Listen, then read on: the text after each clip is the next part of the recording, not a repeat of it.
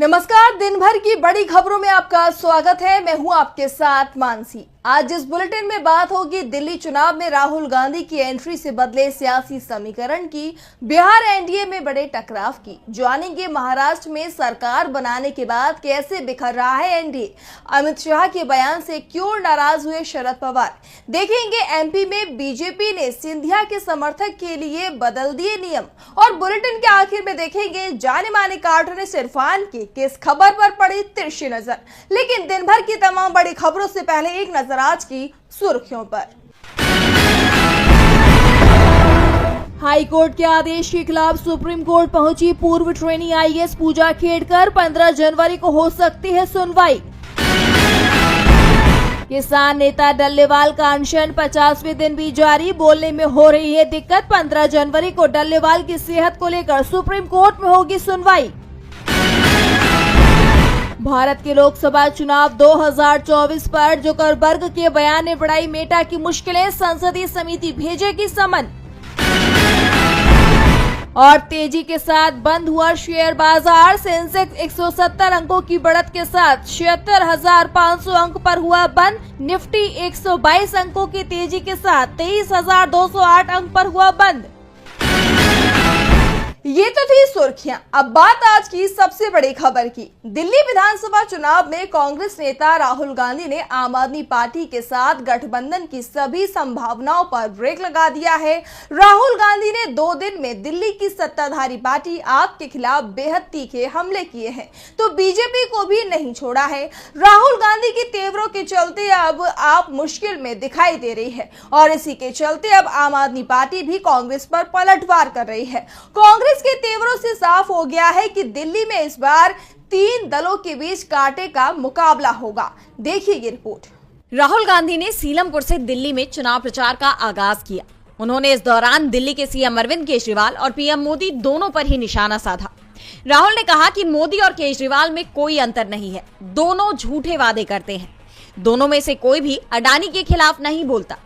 इसके बाद दूसरे दिन भी उन्होंने दिल्ली की ऐसी तस्वीर दिखाई जिसे देखकर लोग आप सरकार से सवाल कर रहे हैं कि 10 साल में केजरीवाल ने क्या किया।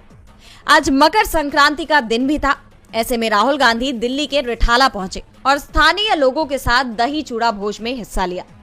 इस दौरान उन्होंने खासकर पूर्वांचली समुदाय के लोगों से संवाद किया और उनकी समस्याओं पर चर्चा की।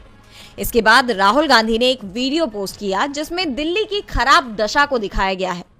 केजरीवाल सरकार से सवाल किया है कि जो वादा कर रही थी कि दिल्ली को पेरिस जैसा बना दिया जाए, लेकिन दिल्ली की हालत 10 साल में बेहद खराब हो गई है।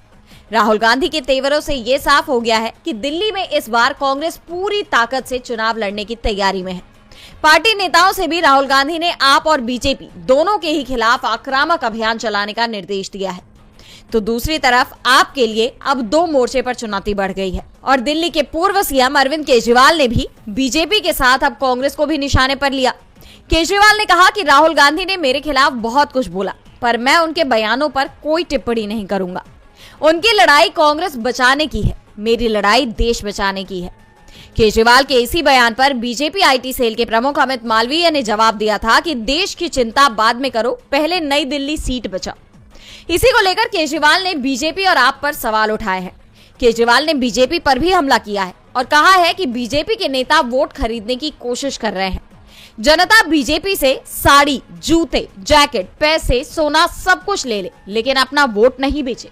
दिल्ली की सियासत में इस समय जबरदस्त घमासान दिखाई दे रहा है, तो वहीं पटना में भी सियासी गर्मी बढ़ गई है। पशुपति पारस 15 जनवरी को दही चूड़ा भोज का आयोजन कर रहे हैं। एक दिन पहले उनके भतीजे ने भी दही चूड़ा भोज का आयोजन किया, लेकिन चिराग पासवान के कार्यक्रम से सीएम नीतीश कुमार नाराज होकर चले गए। तो क्यों चिराग से हुए नाराज नीतीश, जानने के लिए देखिए ये रिपोर्ट। दही चूड़ा भोज को लेकर पहले से ही बिहार की सियासत में हलचल मची हुई थी।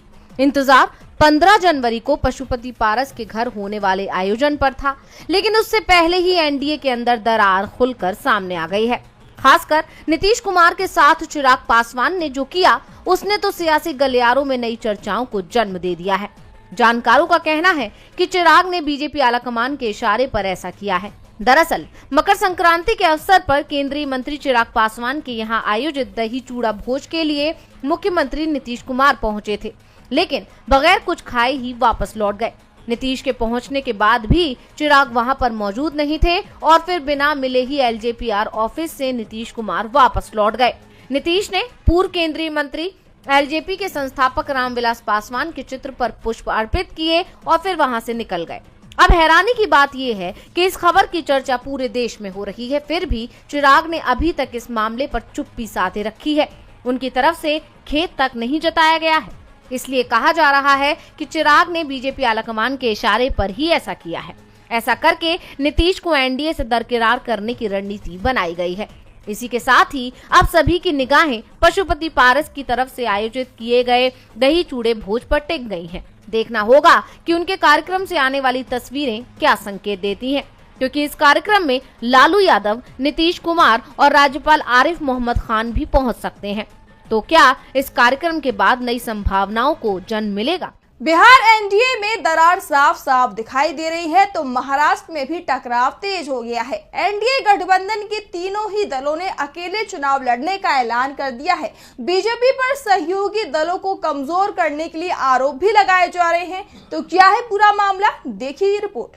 महाराष्ट्र में आने वाले चुनाव अब बीजेपी महायुति गठबंधन के साथ नहीं लड़ेगी। महाराष्ट्र के सीएम देवेंद्र फडणवीस ने पार्टी के राज्य स्तरीय सम्मेलन में कहा कि कार्यकर्ताओं को अकेले चुनाव लड़ने के लिए तैयार रहना होगा। बीजेपी विधायक ने कहा कि बैठक में फडणवीस ने साफ कह दिया है कि मई महीने में प्रदेश में निकाय चुनाव कराए जाएंगे। उन्होंने उम्मीद जताई कि जनवरी के आखिरी में सुप्रीम कोर्ट निकाय चुनाव के आरक्षण पर फैसला सुना देगा। उसके 100 दिन बाद निकाय चुनाव कराए जा सकते हैं। राज्य के 29 नगर निगम, 257 नगर परिषद, 26 जिला परिषद और 289 पंचायतों में चुनाव होंगे और इस चुनाव में बीजेपी अकेले चुनाव लड़ेगी। वो किसी भी दल के साथ गठबंधन नहीं करेगी। वैसे जिन निकाय में चुनाव होगा उसमें सबसे महत्वपूर्ण बीएमसी का चुनाव होना है, जहां आज तक बीजेपी अपना मेयर नहीं बनवा पाई है। शिवसेना और एनसीपी के साथ गठबंधन विधानसभा चुनाव के लिए था, लेकिन अब निकाय चुनाव में बीजेपी महायुति में नहीं रहेगी। तो दूसरी तरफ अजित पवार की एनसीपी ने भी साफ कर दिया है कि वो भी अकेले चुनाव लड़ने को तैयार है। इससे पहले एकनाथ शिंदे ने पार्टी कार्यकर्ताओं के साथ बैठक में साफ कह दिया था कि शिवसेना महायुति में रहकर चुनाव लड़ेगी, फिर भी अकेले चुनाव लड़ने की भी तैयारी करनी होगी। और अब शिवसेना की तरफ से भी अकेले चुनाव लड़ने की तैयारी शुरू हो गई है। महाराष्ट्र में दिख रहे टकराव का असर दिल्ली विधानसभा चुनाव में भी दिखाई दे रहा है। अजित पवार की एनसीपी दिल्ली में बीजेपी के खिलाफ चुनाव लड़ रही है, तो एकनाथ शिंदे भी आधा दर्जन सीटों पर उम्मीदवार उतारने की तैयारी में जुट गए हैं। संकेत साफ है, बीजेपी सहयोगी दलों को कमजोर करने की जो साजिश रचती दिखाई दे रही है, उसके बाद उसके सहयोगी ही उसकी चुनौती बनते दिखाई दे रहे हैं। विधानसभा चुनाव के बाद से ही महायुति गठबंधन बिखरता दिखाई दे रहा है तो बीजेपी के नेताओं के तेवर भी बदलते दिखाई दे रहे हैं। अमित शाह ने उद्धव ठाकरे और शरद पवार के खिलाफ बेहद आपत्तिजनक टिप्पणी तक कर दी है, जिसे लेकर अब शरद पवार ने जवाब दिया है। तो क्या कहा है पवार ने, आइए देखते हैं इस रिपोर्ट में। भले ही महाराष्ट्र में विधानसभा चुनाव खत्म होने के बाद सरकार बन गई हो, लेकिन पार्टी नेताओं की बयानबाजी थमने का नाम नहीं ले रही है। इसी कड़ी में एनसीपी-एसपी के प्रमुख शरद पवार ने केंद्रीय गृह मंत्री अमित शाह को बड़ी नसीहत दे दी है। दरअसल 12 जनवरी को अमित शाह ने शिरडी में बीजेपी के सम्मेलन में कहा था कि महाराष्ट्र में बीजेपी की जीत ने 1978 में पवार के द्वारा शुरू की गई विश्वासघात की राजनीति को 20 फीट जमीन में दफना दिया है, जिस पर पलटवार करते हुए पवार ने कहा कि इस देश ने कई बेहतरीन गृह मंत्री देखे, लेकिन उनमें से किसी को भी अपने राज्य से बाहर नहीं निकाला गया। उनका इशारा सोहराबुद्दीन शेख मामले में 2010 में शाह को 2 साल के लिए गुजरात से बाहर निकाले जाने की ओर था, जिसमें 2014 में शाह को सभी आरोपों से बरी भी अब कर दिया गया है। शरद पवार ने कहा कि 1978 में मैं सीएम था, तब राजनीति में पक्ष विपक्ष के बीच इतनी कटुता नहीं थी। उस समय जनसंघ के उत्तम राव पाटिल जैसे लोग मेरी मिनिस्ट्री में थे। इसके बाद जब वाजपेयी पीएम बने थे तो उन्होंने मुझे आपदा मैनेजमेंट अथॉरिटी का अध्यक्ष बनाया था। मेरे विपक्ष में होने के बावजूद उन्होंने मुझे जिम्मेदारी दी थी, लेकिन आज ऐसा नहीं है। इसी के साथ शरद पवार ने अपनी पार्टी में किए जाने वाले बदलावों पर कहा कि पार्टी के अंदर बदलाव किए जाएंगे। ये बदलाव अगले 10 से 12 महीने में होंगे। हमारे प्रदेश अध्यक्ष स्वास्थ्य उपचार के लिए बाहर गए हैं, उनके लौटने पर हम इसकी घोषणा करेंगे और ये निर्णय लिया गया है कि हम इंडिया गठबंधन के रूप में राष्ट्रीय स्तर पर एक साथ लड़ेंगे। शरद पवार ने अमित शाह को सोच समझकर बोलने के लिए कह दिया है, लेकिन आजकल बीजेपी में जो कुछ भी हो रहा है वो सवालों में घिरता दिख रहा है।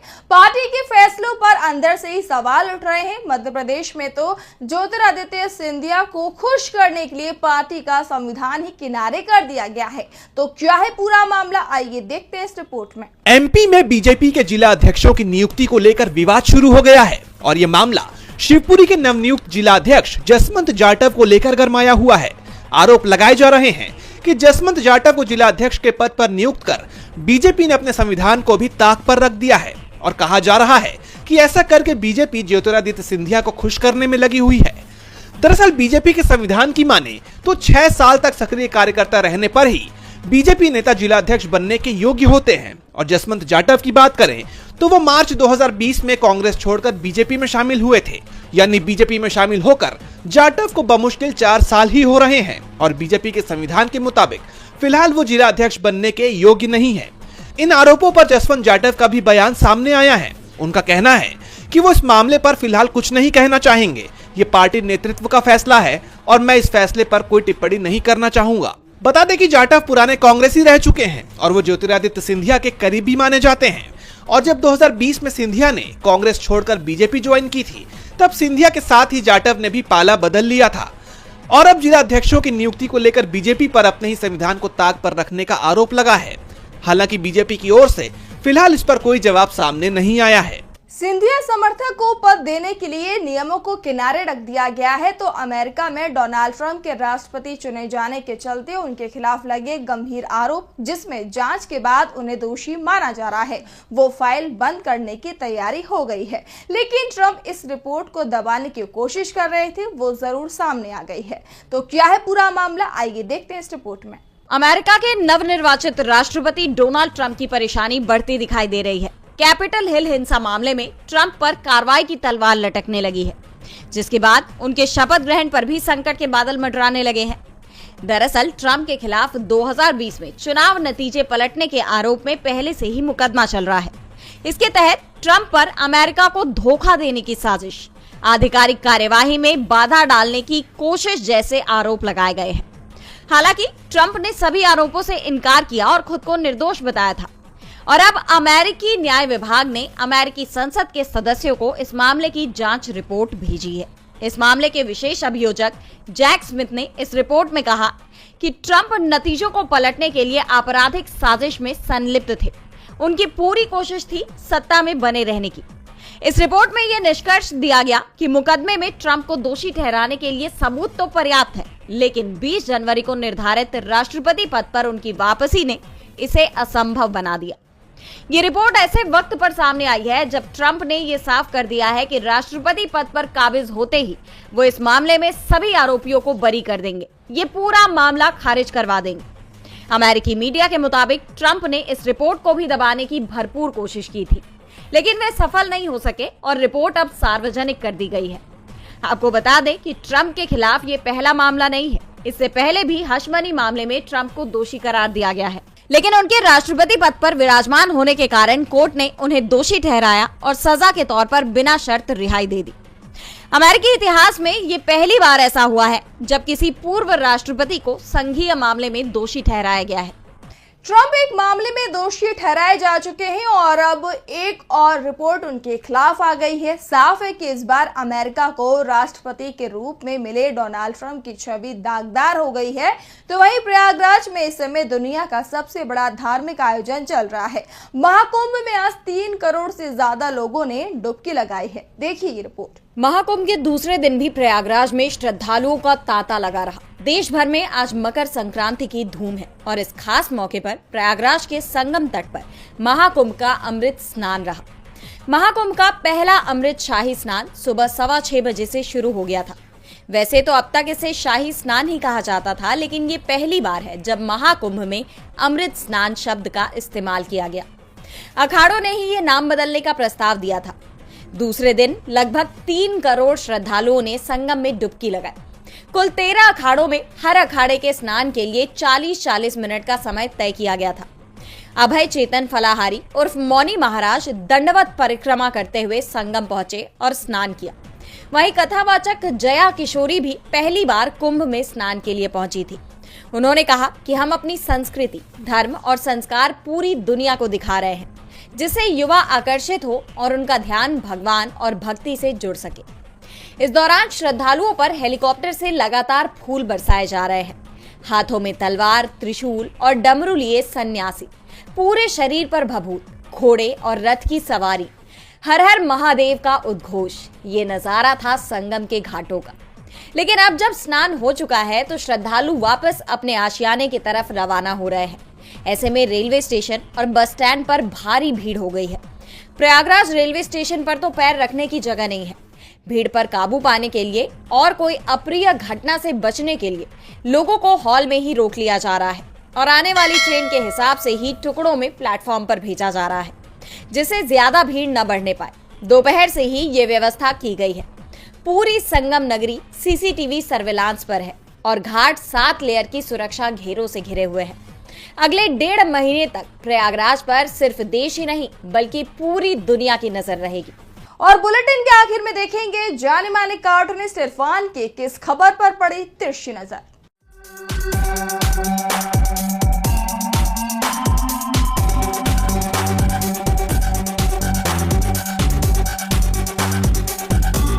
प्रधानमंत्री नरेंद्र मोदी को अपने किए हुए वादे याद आ रहे हैं और उन्होंने कहा है कि सही समय आने पर वो सारे वादों को पूरा करेंगे। 12 साल तो हो गए हैं। मुझे तो ऐसा लगता है जैसे उनके पास में कोई जादूगर वाला जैसे थैला है जिसमें तमाम तरह की चीज़ें होती हैं जिनको वो समय समय पर निकाल कर जादू दिखाते हैं, लोगों से तालियां बजवा लेते हैं, लेकिन जब देने का नाम आता है तो जादूगर की चीज़ें तो जादू करने के लिए ही होती है ना, देने के लिए नहीं।